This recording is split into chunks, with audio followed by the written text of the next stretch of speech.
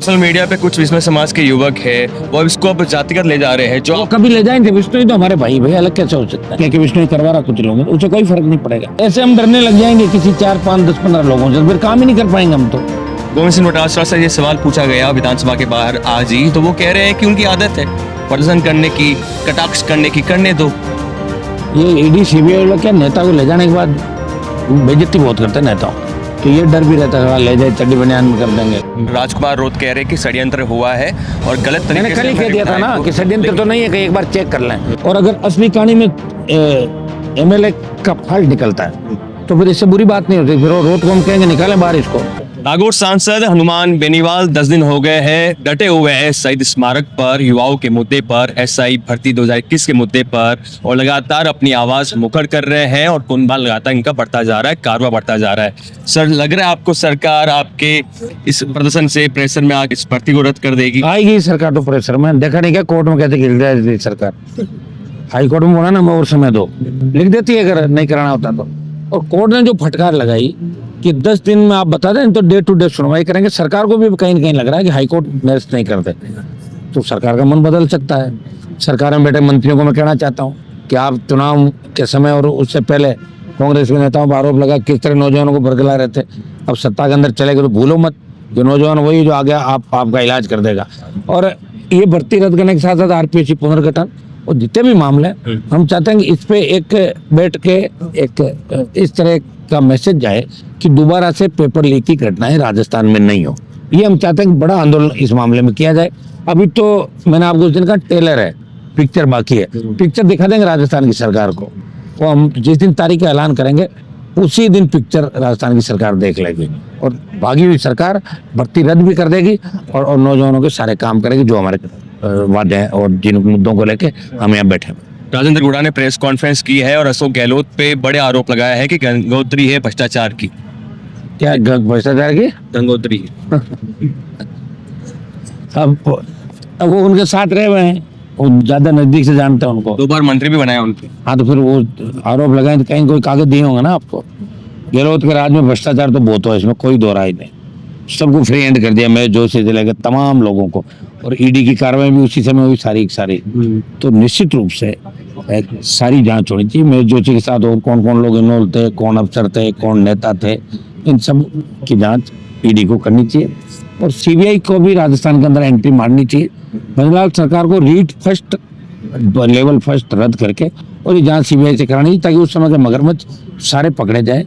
ये बीजेपी के नेता मुझे सलाह दे रहे थे कि राजेंद्र राठौड़ जी के हनुमान जी को मैं सलाह देता हूँ, मैं आपको सलाह देता हूँ राठौड़ साहब, आप अब दो बार का जो रिजल्ट आया उसमें गड़बड़ हो गई आपके।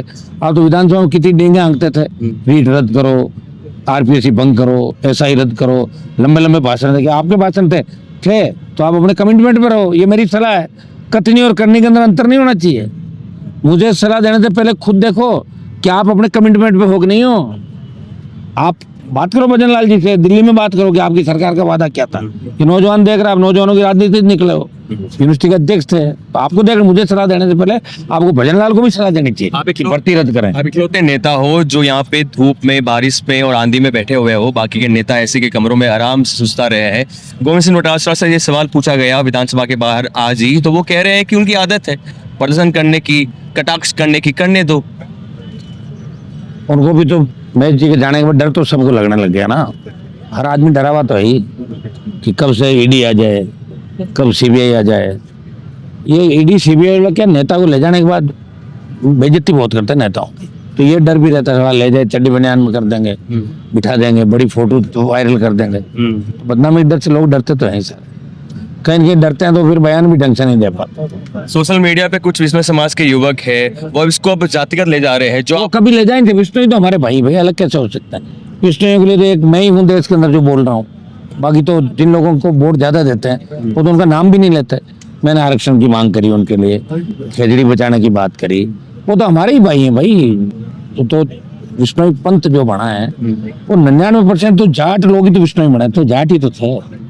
वो समाज अलग नहीं, कुछ लोग करते होंगे क्योंकि विष्णु करवा रहा कुछ लोग, तो उसे कोई फर्क नहीं पड़ेगा। इसमें जाति क्या करेगी?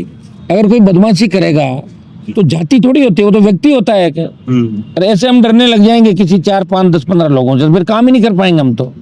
हमें लड़ना भाई राजस्थान के अंदर, बदमाश किसी भी जाति का हो, गुनहगार किसी भी जाति का हो, उसके खिलाफ लड़ेंगे हम लोग। इससे क्या फर्क पड़ता, कोई विरोध कर रहा है, मेरे कोई फर्क नहीं पड़ने वाला इन चीज़ों से। और विष्णुइयों में भी समझदार तबका ये जानता है कि हनुमान जी सबके लिए लड़ते हैं। विष्णु समाज के लिए भी 100 लड़ाई लड़ी होगी इन्होंने, सब समाज। लेकिन गलत कोई भी होगा, आज कन्हैयालाल विष्णु जुड़े तो जाट है कन्हैयालाल, और विष्णु तो उनका एक पंथ है, जाट से ही तो निकले हैं सारे, तो अलग थोड़ी है। ऐसी बातें नहीं करनी चाहिए, नौजवानों को ध्यान रखना चाहिए, क्योंकि नौजवानों के लिए मैं ही काम आऊंगा हमेशा। आखिरी सवाल सर, राजकुमार रोत कह रहे हैं कि षड्यंत्र हुआ है और गलत मैंने तरीके कल ही से कह दिया था ना कि षड्यंत्र तो नहीं है, कि एक बार चेक कर लें। तो कल राजकुमार रोत आ रहे हैं, कल हम दोनों बात करेंगे बैठ के, कल हम दोनों बात करेंगे कि भाई क्या है असली कहानी। और अगर असली कहानी में एमएलए का फॉल्ट निकलता है तो फिर इससे बुरी बात नहीं होती, फिर वो रोत को हम कहेंगे निकालें बाहर इसको। और अगर एमएलए गुनहगार नहीं है और जबरदस्ती पीछा करके किया, तो फिर मदद के लिए उनको आगे आना चाहिए। मेरा ये कहना है कि अपने व्यक्ति को अगर कई बार क्या बुरी परिस्थिति आ जाती है, जैसे महिपाल मदेरणा को फंसाया दिव्या के पिताजी को, उसे सब छोड़ गए समाज के लोग, मैं अकेला ही खड़ा था उनके साथ।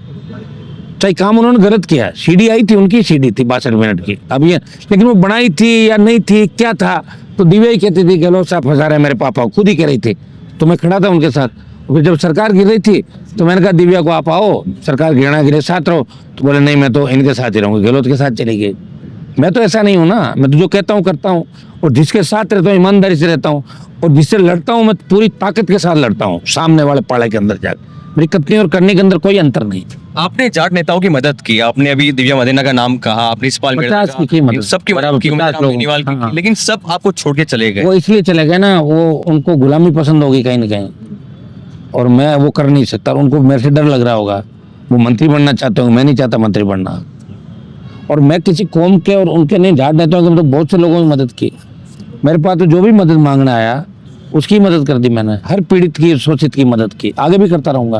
कुर्सी से ज्यादा मोह आपको संघर्ष से है, मजा आपको आता है लड़ने मुझे। में है। हाँ, अब लड़ने वाला कोई है ही नहीं राजस्थान में, कौन लड़ेगा भाई। तो ये थे हनुमान बेनीवाल, और अपनी बात को लेकर हमेशा चर्चाओं में रहते हैं, मुद्दों पर लड़ाई लड़ना पसंद करते हैं। बने रहिए हमारे साथ।